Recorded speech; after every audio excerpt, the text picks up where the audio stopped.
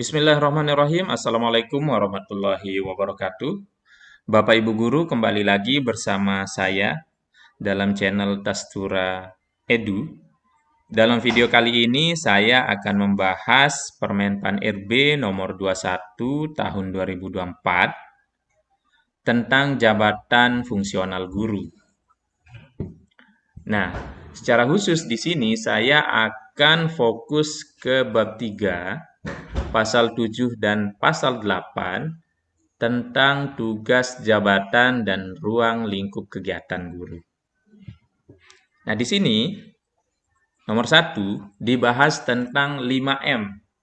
Tugas jabatan fungsional guru meliputi kegiatan perencanaan pembelajaran, pelaksanaan pembelajaran, penilaian pembelajaran, pembimbingan dan pelatihan peserta didik, serta pelaksanaan tugas tambahan berdasarkan ketentuan peraturan perundang-undangan.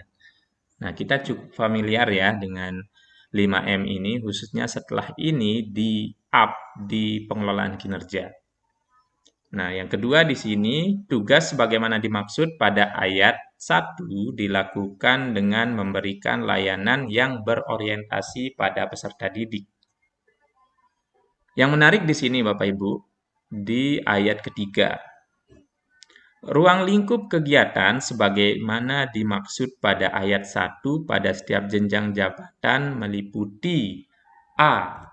Guru ahli pertama, ini yang golongan 3A dan 3B, melaksanakan tugas sebagaimana dimaksud pada ayat 1 paling sedikit. Nah, ini minimal. Menggunakan perangkat pembelajaran yang tersedia dan secara berkala melakukan refleksi untuk peningkatan kualitas kinerja secara berkelanjutan. Nah, jika kita simpulkan di sini, Bapak Ibu guru yang golongan 3A dan golongan 3B masih boleh menggunakan perangkat pembelajaran yang tersedia, khususnya di PMM. Nah, tentunya harus melakukan refleksi untuk peningkatan kualitas kinerja.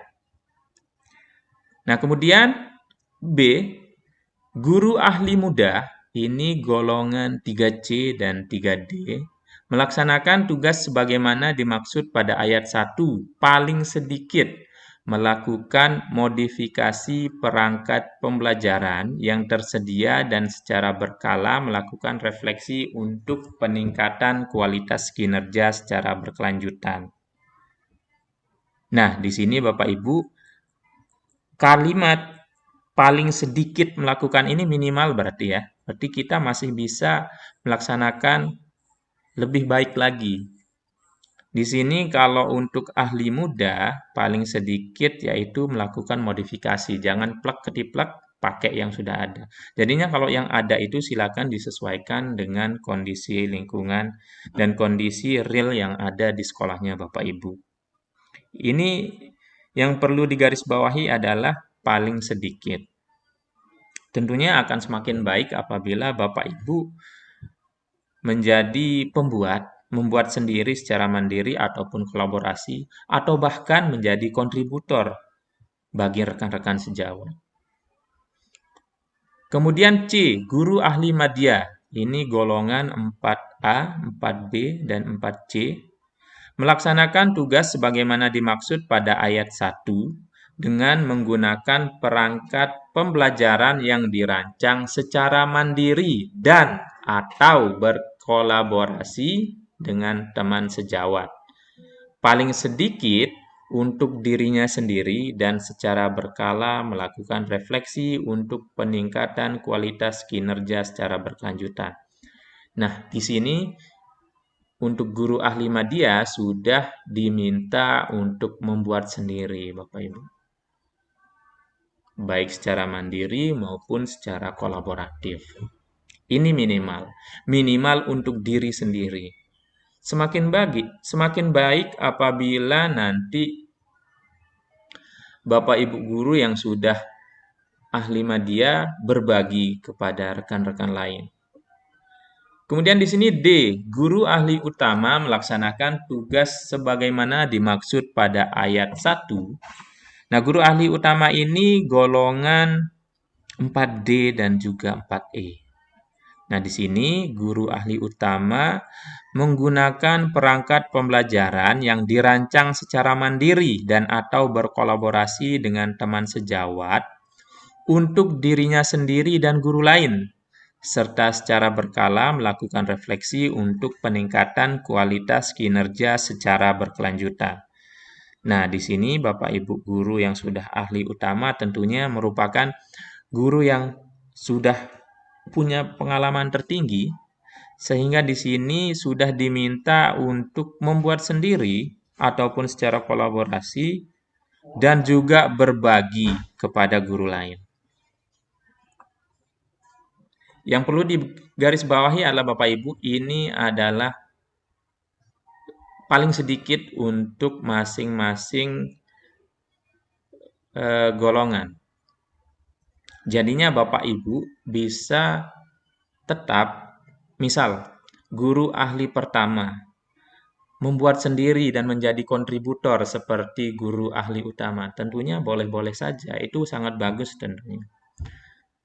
Nah, di sini di ayat 4, tugas sebagaimana dimaksud pada ayat 1 dan ruang lingkup kegiatan sebagaimana dimaksud pada ayat 3 dilaksanakan untuk memenuhi ekspektasi pada instansi pemerintah guna mencapai target organisasi.